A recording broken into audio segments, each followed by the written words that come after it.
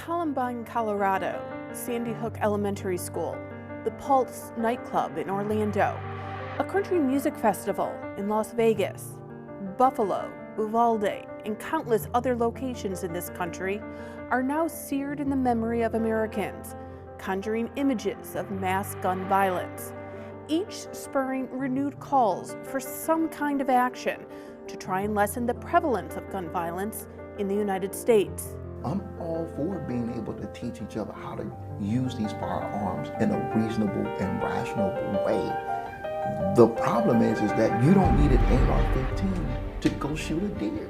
You don't need 30 rounds of ammunition to hunt a deer. But each time, those calls have been met with resistance from powerful pro-gun groups who argue that the problem isn't the guns themselves, but larger societal issues like mental health. They maintain that the Second Amendment, the right to bear arms, is absolute, and it's every American's right to own guns. A lot of people do not really understand what the Second Amendment was put in the Constitution to start with. I always hear the phrase, and I've heard politicians and other people say it, well, you don't need 30 rounds to go hunt a deer. No, you don't, but that is not the purpose of the Second Amendment. So where do things stand today? That's the topic of this week's In Focus, and it starts right now.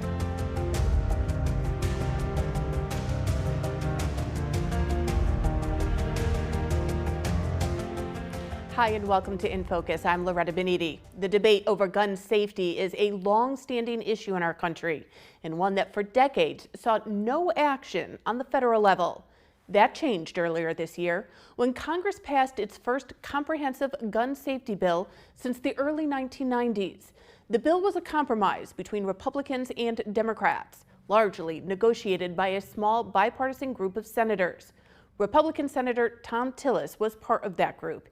He joins us now for more. And Senator Tillis, thank you so much for joining us today. Thank you, Loretta. So before we get into the actual legislation that you had a hand in, talk to me about the days following that Buffalo shooting and the Texas shooting and what your thought process was at that point of saying that maybe it was time to look at some gun reform measures. Well, shortly after the Uvalde tragedy, I had a member reach out to me and ask me if I'd be willing to sit down and speak. And four of us got together. Our first meeting was members only. We talked about what could be on the table and what was off the table. And I was convinced that we could do something positive. I thought it was particularly important that in that first meeting, we felt like we had a chance to address the mental health crisis in this country. And it's really the foundation, the cornerstone of this bill. We're going to be able to fulfill a promise that was made 50 years ago to provide mental health to all Americans. What we did 50 years ago was shut down institutions that needed to be shut down, but we also promised that we were going to expand access to mental health. And it did not happen, and it will happen now that this bill's been passed. This is the first time, as we said, that we've seen Congress act since the 1990s on some sort of gun reform measure.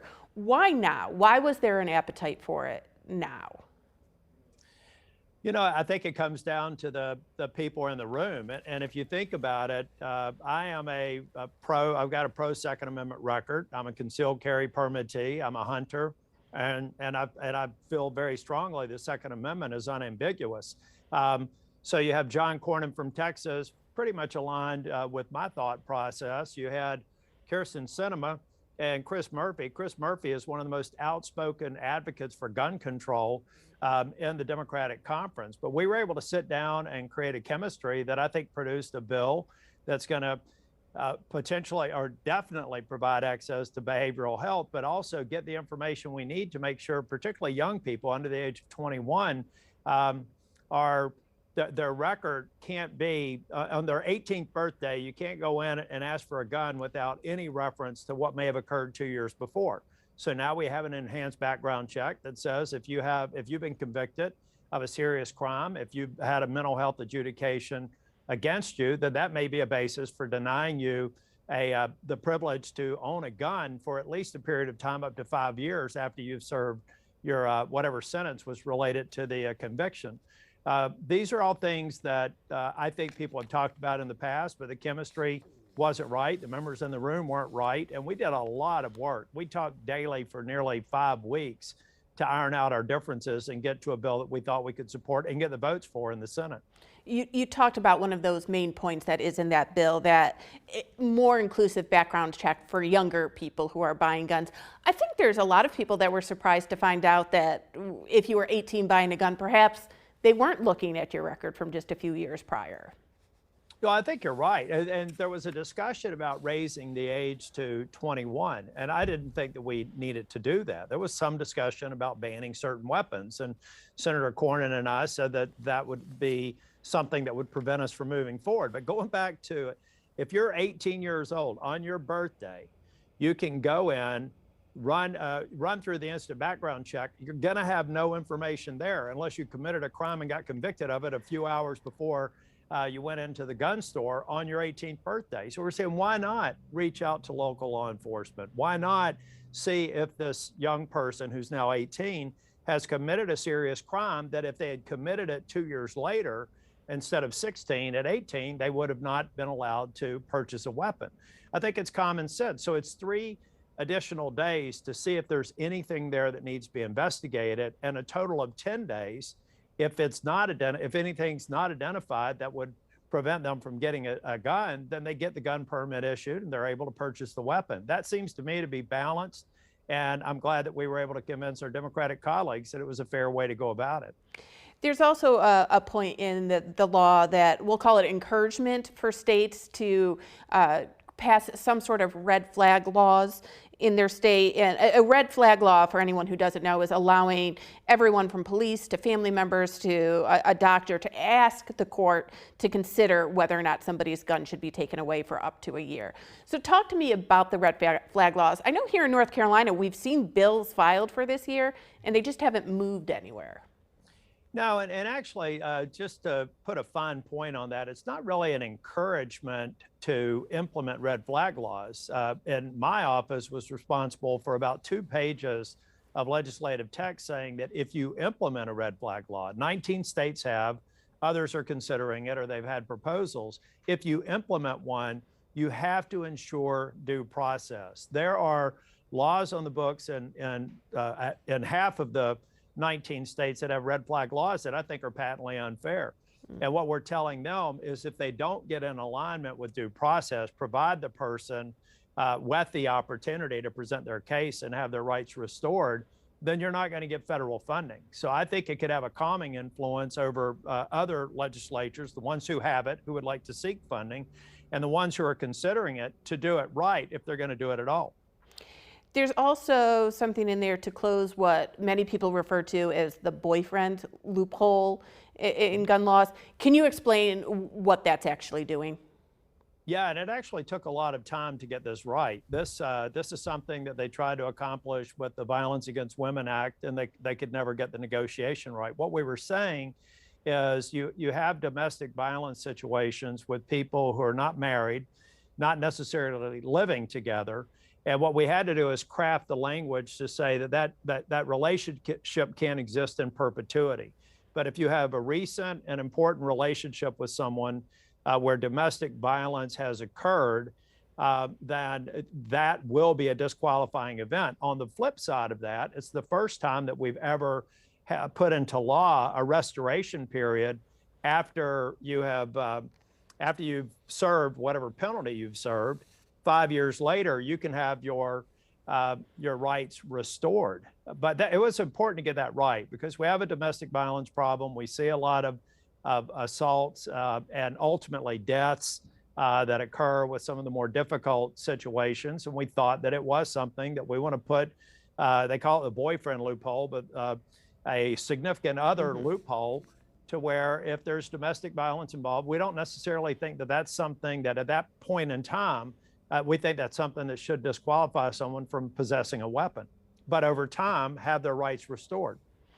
So we've mentioned some of these points. You mentioned the mental health aspect of this legislation, which is obviously a big part of it. Listen, we're here in North Carolina. There are a lot of people in North Carolina who are very strong Second Amendment rights supporters here in our state. Do you feel in the end that this legislation takes away any of your Second Amendment rights? No, I don't think so. I mean, as somebody who ratified 4 different bills when I was in North Carolina, expanding Second Amendment protections as Speaker of the House, if I really thought that this was going to deny lawful people ownership of a gun, I wouldn't have gotten involved in the negotiations. What I think this does is improve. I think we could have a serious overreach if we just continued for another generation to get nothing done. Then we could be in a situation where we could have a serious threat to our Second Amendment rights. I think that this puts that off, maybe eliminates it for the near future. And at the same time, I want to get back to this mental health provision in the bill. This is not new policy. This is policy that was implemented in 10 states in 2017. Since they've implemented this policy, the number of mental health admissions in emergency rooms have gone down by 50%. The number of mental health incarcerations have gone down by 50%. That means we're giving people care. And let me tell you, on the emergency room admissions, every time someone gets admitted to the emergency room, there's a police officer who has to be there to protect the safety of the hospital facility. We're taking police off the streets and we're warehousing people in a mental health crisis in a place where they're not likely to get care. So I hope that North Carolina is one of the first 10. We're going to allow 10 states every 2 years to opt into the program. North Carolina's already done some work there. I want to accelerate this. 60% of gun deaths in this country every year are a result of suicide. So this mental health provision, I think, is going to save thousands of lives and get more police officers out of hospital emergency rooms back on patrol, and fewer people incarcerated, rather than being incarcerated, getting the kind of care they need so they can be safe and rehabilitated. Senator Thom Tillis, I want to thank you so much for joining us today and helping us break down this new gun law that was passed this year. Thank you. Thank you, Loretta. And gun rights and gun safety are issues that matter a lot to North Carolinians. Coming up, we talk with one man who says it's his and every American's right to own whatever gun they want without restriction. We'll be right back.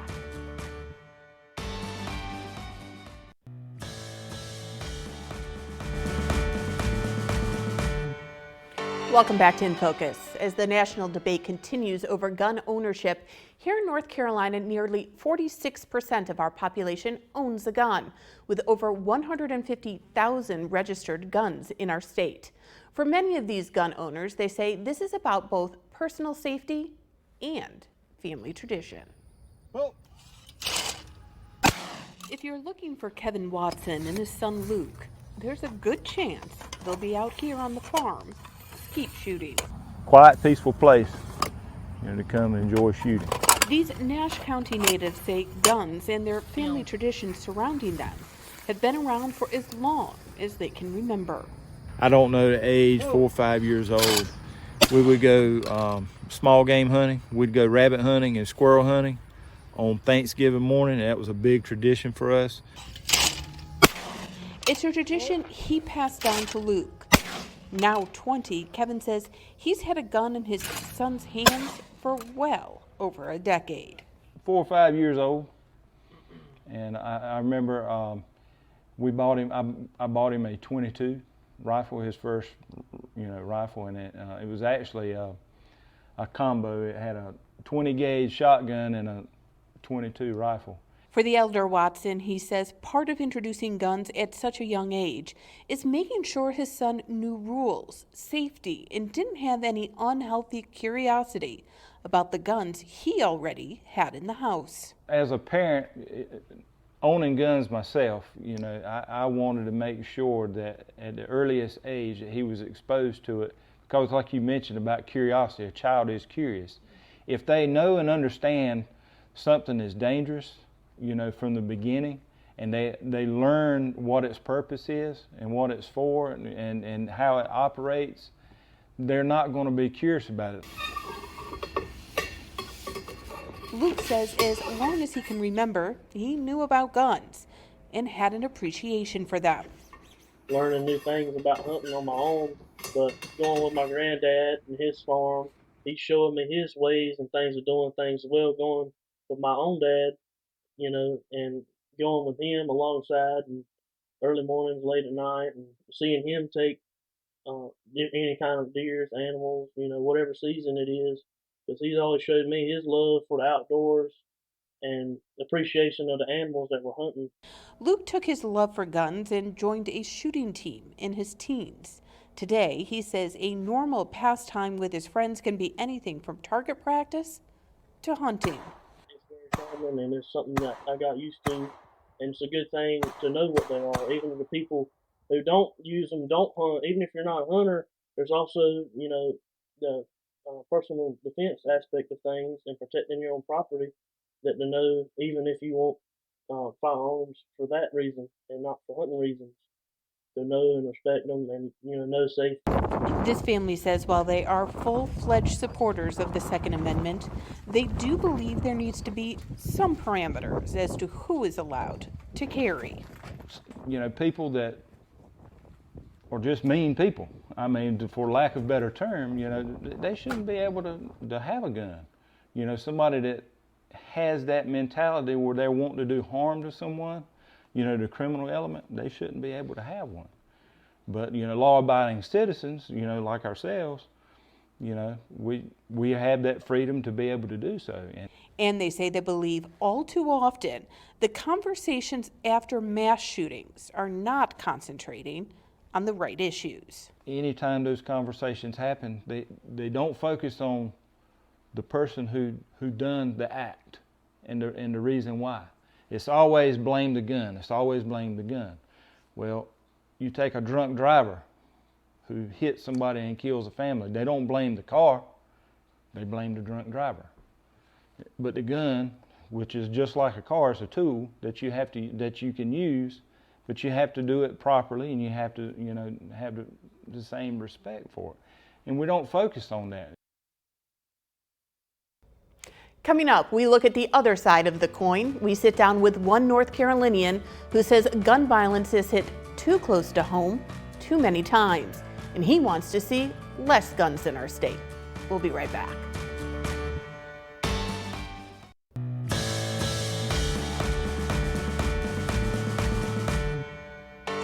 Welcome back to In Focus. This week we are looking at gun legislation and the ongoing gun debate in our country and state. In the last 8 years, there have been over 5,000 gun deaths in North Carolina and over 500 unintentional shootings. For some, even those who support gun rights, they say they believe guns are getting in the hands of too many irresponsible people, and there needs to be more restrictions. The thing that I remember the most is his voice. Yeah. And sometimes I can hear it in my head when I'm getting ready to do things and I hear that deep bass voice. Gerald Gibbons has happy memories when he remembers family members who have died. But when it comes to remembering how they died, he says it tears him apart. And he was known for being the one who integrated the University of Washington, St. Louis. He played for their football team and he was very well known. And when he was an adult, about 41 years old, my aunts came home and they found my grandfather. He had been shot and killed. And I was about 3 at that time, so that was my first experience with gun violence. Now in his 40s, Gibbons has lost 6 close family members to gun violence. In the case of his grandfather, the murder was never solved. But he says it's another gun death that he thinks about almost every day. My brother loved basketball. Yeah. That was his thing. He loved basketball and he loved music. Those were his 2 passions, and he was good at both. Gibbons' younger brother, Laval, was killed on New Year's Day in 1997, at just 16 days after he turned 22. How often do you today think about what your brother might be doing if he was still here today? Oh gosh, you're about to make me cry.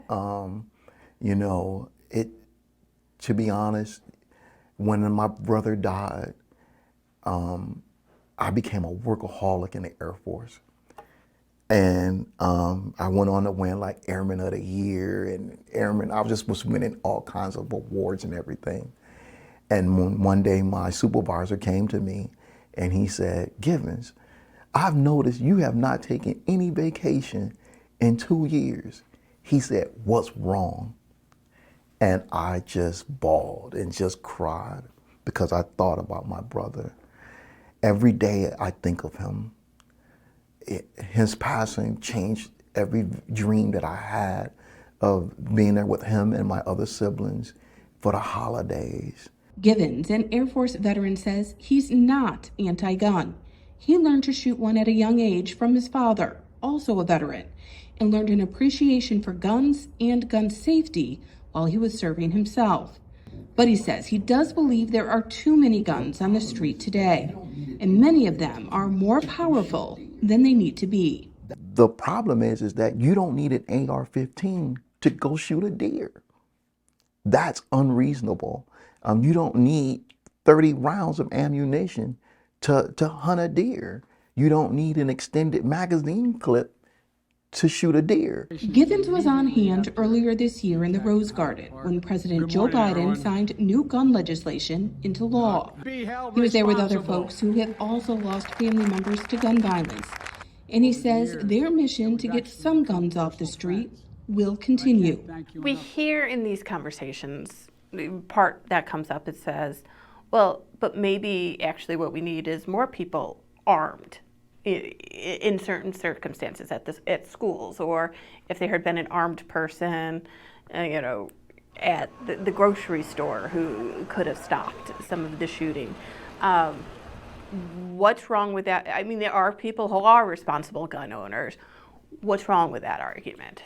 With that notion, America would be the safest place on the planet, and it's not. What the reality is that when you bring a gun into a situation, it doesn't make things easier, it makes things more difficult. Givens works with families today to try to help them if they are victims of gun violence, but he says he worries that his family's story isn't over yet. It's tough, it's really hard, and you just don't know who's next. Hopefully no one. Hopefully no one, hopefully no one. But it's always in the back of my mind. Thank you for joining our conversation as we focus in on the big issues facing North Carolina. We'll see you back here next week for another edition of In Focus. Until then, have a great week.